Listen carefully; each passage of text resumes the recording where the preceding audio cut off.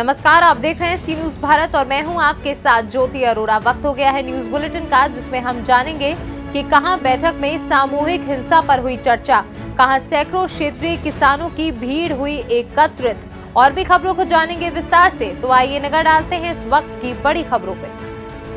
बाराबंकी के फतेहपुर में एक बैठक का आयोजन किया गया, जहां बैठक में मुख्य रूप से त्रिपुरा में सामूहिक हिंसा पर चर्चा की गई। वहीं बैठक की अध्यक्षता कर रहे जिला अमीयत उलमा बाराबंकी के उपाध्यक्ष मोहम्मद शाकिर बहलीम ने कहा कि हम इस्लाम को मानने वाले हैं। इस्लाम हमको अमन, एकता, अखंडता और न्याय का संदेश देता है। इसलिए जमीयत ने हमेशा कौमी एकता का संदेश दिया है। हिंसा कहीं भी हो, इसकी निंदा होनी चाहिए। इसी उपदेश के साथ बैठक में प्रस्ताव पारित कर बांग्लादेश तथा त्रिपुरा में हुई सामूहिक हिंसा की भरपूर निंदा की गई तथा नीचे निकली मांगों को पूरा करने की मांग की गई। त्रिपुरा में हुई सामूहिक हिंसा को तत्काल काबू किया जाए, इसकी मांग की गई है। हम लोगों ने सदर जमहूरिया इनसे मुतालबा किया है कि जहाँ पर फसादात हुए हैं न्यायिक जांच की जाए और जो लोग वाकई फसाद करने वाले हैं उनको सज़ा दी जाए, जो सज़ा के मुस्तहिक हैं, और जिन लोगों का नुकसान हुआ है उसकी भरपाई करें। और आइंदा के लिए ये कोशिश की जाए कि कहीं पर किसी तरह के फसादात न होने पाए। हम सब हिल मिलकर एक साथ रहना चाहते हैं, क्योंकि इस्लाम धर्म के अंदर अमन और शांति का पैगाम दिया गया है। इसी सिलसिले में जमीयत उलमा हिंद की बैठक हुई और उसमें ये चीज़ें पास की गई। उसी सिलसिले में हम लोग यहाँ आए हुए थे इसके लिए। बाराबंकी से सी न्यूज संवाददाता हयातुर रहमान की रिपोर्ट। एटा जिले के अवागढ़ ब्लॉक अंतर्गत साधन सहकारी समिति मुरसमा पर डीएपी खाद की आपूर्ति न होने के चलते सैकड़ों क्षेत्र किसानों की भीड़ एकत्रित हो गई। फसल बुआई के बाद खाद न मिलने के कारण आक्रोशित किसानों की खबर मिलते ही मामले को गंभीरता को समझते हुए जरानी चौकी प्रभारी बच्चू सिंह और कांस्टेबल कुलदीप सिंह मौके पर पहुंच गए, जहां सोसाइटी सचिव किसानों के आक्रोश को देखते हुए सोसाइटी छोड़कर चले गए हैं। डीएपी की कमी के चलते किसानों को आलू की बुआई में खासा परेशानियों का सामना करना पड़ रहा है। एटा से सी न्यूज संवाददाता रमेश जादौन की report. Western Coal Field Limited Kanhan क्षेत्र में सतर्कता जागरूकता सप्ताह 26 नवंबर से मनाया जा रहा था, जहां सप्ताह भर विभिन्न कार्यक्रम अनेकों स्थानों पर आयोजित किए गए एवं महाप्रबंधक निर्देशक ने हरी झंडी दिखाकर रैली का शुभारंभ किया। कोल इंडिया स्थापना दिवस एवं मध्य प्रदेश स्थापना दिवस के अवसर पर आज डुंगरिया बस स्टैंड से रैली निकाली गई और जीएम ऑफिस मुख्यालय पर रैली का समापन किया गया, जिसके बाद सतर्कता जागरूकता सप्ताह के कार्यक्रम में जिन प्रतिभागियों ने अपना योगदान दिया था उन्हें शील्ड एवं पारितोषिक देकर सम्मानित किया गया। बता दें, इस कार्यक्रम में महाप्रबंधक वी रामाराव, महाप्रबंधक संचालन श्रीनिवासु, एरिया पर्सनल मैनेजर शैलेंद्र श्रेष्ठ समेत कई लोग मौजूद रहे। जुनारदेव से कैमरा पर्सन सानू के साथ वीरेंद्र अग्रवाल की रिपोर्ट। कुरावली क्षेत्र में 25 वर्षीय युवक की गोली लगने से मौत हो गई, जहां मौत की सूचना मिलते ही क्षेत्र में सनसनी फैल गई, तो वहीं परिजनों में भी कोहराम मच गया। सूचना पर पहुंची पुलिस ने शव को कब्जे में लेकर पोस्टमार्टम के लिए भेज दिया है, तो वहीं पुलिस हत्या या आत्महत्या की गुत्थी सुलझाने में जुटी हुई है। आपको बता दें कि थाना क्षेत्र कुराली के ग्राम नौगांव में सोमवार की सुबह 25 वर्षीय युवक का शव गांव के ही एक खेत में खून से लथपथ मिला है। पास में ही एक अवैध तमंचा भी पड़ा हुआ था, जहां जानकारी होते ही ग्रामीणों ने इसकी सूचना पुलिस को, वहीं मौके पर पहुंची पुलिस ने शव को कब्जे में लेकर पोस्टमार्टम के लिए भेज दिया है। सर, आज यहाँ सुबह एक घटना हुई है, तो इसके बारे में मामला थाना कुरावली के ग्राम नौगावा का है। यहाँ एक अंशु नाम के व्यक्ति जिसकी उम्र लगभग 25 वर्ष है, इसकी गोली लगने से मृत्यु हुई है। मौके पर थाना कुरावली की पुलिस है, मेरे द्वारा निरीक्षण घटनास्थल कर लिया गया है। बॉडी को कब्जे में पुलिस लेकर अग्रिम कार्रवाई की जा रही है। पंचायतनामा और पोस्टमार्टम होगी। परिजनों से वार्ता करके जो तथ्य सामने आएंगे उसके आधार पर विधिक कार्रवाई की जाएगी। अच्छा सर, अभी कुछ कारणों का पता चला है यहाँ पे? इसकी जांच अभी की जा रही है, लोग बागों से वार्ता की जा रही है और उसके जो मृत्यु है उसके कारणों का पता किया जाएगा। परिजनों की तरफ से कोई आरोप प्रत्यारोप? अभी परिजनों की तरफ से कोई आरोप प्रत्यारोप नहीं दिया गया है। परिजन दुखी हैं, विलाप कर रहे हैं, उनको समझाने के बाद उनसे वार्ता करके कार्रवाई। मैनपुरी से सी न्यूज संवाददाता जाजिब उमर की रिपोर्ट। मैनपुरी पुलिस को बड़ी सफलता हाथ लगी है, जहां मैनपुरी पुलिस ने जनपद भर से चोरी हुए और खोए हुए 34 मोबाइल फोन बरामद किए। यहां पर पुलिस अधीक्षक मधुवन कुमार सिंह ने पुलिस लाइन परिसर में प्रेस वार्ता कर जहां मोबाइल बरामद होने की जानकारी दी, तो वहीं 34 मोबाइल मालिकों को उनके मोबाइल भी उन्हें सुपुर्द कर दिए। खोए और चोरी किए गए मोबाइल वापस प्राप्त करने के बाद मोबाइल मालिकों के चेहरे भी खिले हुए नजर आए। बता दें, दिवाली का त्यौहार नजदीक आते ही मैनपुरी में लगातार मोबाइल चोरी, छिनैती और मोबाइल खो जाने की घटनाएं तेजी से सामने आ रही थी, जिसके बाद पुलिस ने बड़ा एक्शन लिया है। खुलासा किया है, क्या पूरा है मामला? जनपद की सर्विलांस टीम है और बहुत सी एप्लीकेशंस ऐसी आती हैं जिनमें ये बताया जाता है कि किसी व्यक्ति का मोबाइल गिर गया, खो गया या गुम हो गया। तो इसके लिए सर्विलांस टीम काम करती है। आज जनपद मैनपुरी की सर्विलांस टीम द्वारा ऐसे 34 मोबाइलों को बरामद किया गया है और बरामद ही नहीं किया गया है, आज जिनके वो मोबाइल हैं उनको देने का भी काम किया जा रहा है। यहाँ पे हमारे सभी वो लोग बैठे हुए हैं जिनके ये मोबाइल हैं और अभी एक एक करके सभी को ये दिया जाएगा। निश्चित रूप से इनके चेहरे पे बहुत ही खुशी होगी और ये हमारी सर्विलांस टीम को निश्चित रूप से अपने कार्य के लिए बहुत ही आत्मसंतोष मिलेगा और उनके कार्य करने की क्षमता और। मैनपुरी से सी न्यूज संवाददाता अजीत कुमार की रिपोर्ट।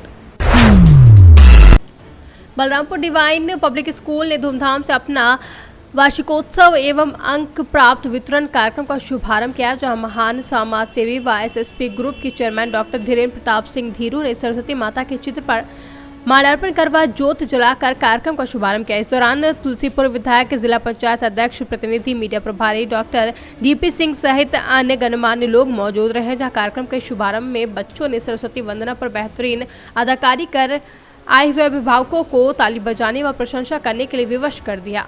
बलरामपुर से सी न्यूज संवाददाता संदीप सक्सेना की रिपोर्ट। भारत निर्वाचन आयोग द्वारा जारी कार्यक्रम के अनुसार विधानसभा निर्वाचन क्षेत्रों के निर्वाचक नियमावलियों के क्षेत्र संक्षिप्त पुनरीक्षण में निर्वाचक नामावलियों का आलेख प्रकाश 1 नवंबर को किया जाएगा, जहां इसके क्रम में जिलाधिकारी, जिला निर्वाचन अधिकारी सैमुअल पॉल एन के निर्देश में मुख्य विकास अधिकारी घनश्याम मीना द्वारा मतदाता जागरूकता एलईडी वैन को कलेक्ट्रेट परिसर में हरी झंडी दिखाकर रवाना किया गया। विद्यालय के बच्चों द्वारा जागरूकता रैली भी निकाली गई, जहां इस मौके पर जिला विकास अधिकारी वीरेंद्र सिंह, जिला सूचना अधिकारी संतोष कुमार द्विवेदी तथा निर्वाचन कार्यालय के कर्मचारी मौके पर उपस्थित रहे। अम्बेडकर नगर से सी न्यूज संवाददाता अजय कुमार उपाध्याय की रिपोर्ट। झांसी में बुंदेलखंड क्रांति दल ने 1 नवंबर को इतिहास की काले दिवस के रूप में मनाया, जहां बुंदेलखंड क्रांति दल के कार्यकर्ताओं ने बुंदेलखंड क्रांति दल के राष्ट्रीय अध्यक्ष कुंवर सत्येंद्र पाल सिंह के नेतृत्व में जिलाधिकारी झांसी को प्रधानमंत्री के नाम संबोधित ज्ञापन सौंपकर पुनः पृथक बुंदेलखंड राज्य निर्माण की मांग की और कहा कि 1 नवंबर का दिन हमारे लिए काला दिन है। जिलाधिकारी झांसी से वार्ता करते हुए बुंदेलखंड क्रांति दल के राष्ट्रीय अध्यक्ष कुंवर सत्येंद्र पाल सिंह ने कहा कि 1 नवंबर 1956 को तत्कालीन प्रधानमंत्री पंडित जवाहरलाल नेहरू ने पृथक बुंदेलखंड राज को समाप्त कर दिया था। इस कारण हम बुंदेलखंड वासी आज के दिन को काले दिवस के रूप में मना रहे हैं। हम प्रधानमंत्री नरेंद्र मोदी से मांग करते हैं कि बुंदेलखंड वासियों की पीड़ा को समझिए और बुंदेलखंड राज की बहाली की जाए। दिया आपने? आज 1 नवंबर को हम लोग काला दिवस मनाने के लिए इकट्ठे हुए हैं कलेक्ट्रेट में। हमने बुंदेलखंड राज्य निर्माण की मांग को लेकर जिलाधिकारी को ज्ञापन दिया है कि प्रधानमंत्री तक हमारा ज्ञापन पहुंचा दें। आज 1 नवंबर बुंदेलखंड के इतिहास में वो काला दिन है जब 1 नवंबर 1956 को बुंदेलखंड राज्य समाप्त किया गया था। ये बुंदेलखंड राज्य 8 साल रहा, 12 मार्च 1948 को बना, 8 साल रहा। राज्य पुनर्गठन आयोग आया, तब 1 नवंबर 1956 को कांग्रेस ने खत्म कर दिया। लेकिन विडंबना देखिए आज कि वो कांग्रेसी भी नाटक करते हैं कि बुंदेलखंड राज्य बनाओ, लेकिन जब मायावती 2011 में प्रस्ताव विधानसभा में लेके आए तो कांग्रेस के विधायकों ने भी विरोध किया था। वो नेता जो भाजपा में हैं, कांग्रेस में हैं, बुंदेलखंड की मांग करते हुए उन लोगों को अपने संग उन दलों में ले जाने का काम करते हैं। Bureau report Jhansi. झांसी में आजकल सोशल मीडिया पर मारपीट के वीडियो जमकर वायरल हो रहे हैं, जिसमें दबंगों द्वारा मारपीट के मामले उजागर होते हुए दिखाई देते हैं। ऐसा ही एक वीडियो झांसी में फिर से वायरल हुआ है, जिसमें कुछ लोग मिलकर मारपीट करते हुए दिखाई दे रहे हैं। बता दें, मामला मऊ रानीपुर कोतवाली क्षेत्र के कस्बा रानीपुर का बताया जा रहा है, जहां मोहल्ला कुशीपुरा रानीपुर की रहने वाली रश्मि देवी पत्नी कैलाश ने थाने में दर्ज कराए गए मामले में बताया कि कुछ लोगों द्वारा उनके घर पर आकर गाली गलौज करते हुए परिवार के लोगों के साथ मारपीट कर दी गई, जिसकी घटना पड़ोस में लगे सीसीटीवी कैमरे में कैद हो गई। जिसके बाद पुलिस ने भी आरोपियों के विरुद्ध मामला दर्ज कर कानूनी कार्रवाई शुरू कर दी है। लेकिन सबसे बड़ी बात यह है कि कस्बा रानीपुर में एक के बाद एक मामले सामने आ रहे हैं, जिससे कहीं न कहीं पुलिस के लिए एक चुनौती बने हुए हैं। झांसी से सी न्यूज संवाददाता चंदू राइन की। मऊ नगर पालिका के द्वारा मेला ग्राउंड पर स्थानीय पथ विक्रेताओं, स्वयं सहायता समूह, स्थानीय कलाकारों, हस्तशिल्प व्यवसायियों को रोजगार प्रोत्साहन हेतु मेला लगाया गया। लेकिन वह इस तरह के दुकानदार अपनी दुकानदारें नहीं लगा रहे, क्योंकि सिर्फ कोरम पूरा किया जा रहा है। लाखों रुपए खर्च कर सप्ताह भर कार्यक्रम कराया जा रहा है, जबकि वर्ष में लगने वाले जल विहार महोत्सव को नहीं मनाया गया, जिस मेले से हजारों दुकानदारों को रोजगार मिलता था। उस समय लॉकडाउन का बहाना बताया गया। वहीं उक्त कार्यक्रम में कोई भी जिम्मेदार नेता अधिकारी मुंह पर मास्क लगाए नहीं देखे गए। वहीं नगर पालिका ऐसे कार्यक्रमों को करके क्या संदेश देना चाहती, जबकि चुनाव आने वाले हैं। लोगों में चर्चा होती है कि उक्त मंच से चुनाव की पूरी तैयारियां की जा रही हैं। अभी कुछ समय नहीं निकला जब व्यापारी एक रुपए कमाने को मोहताज थे। आज सरकार के द्वारा नगर पालिका के माध्यम से ऐतिहासिक मेला लगवाया गया है, या अनुपयोगी साबित हो रहा है।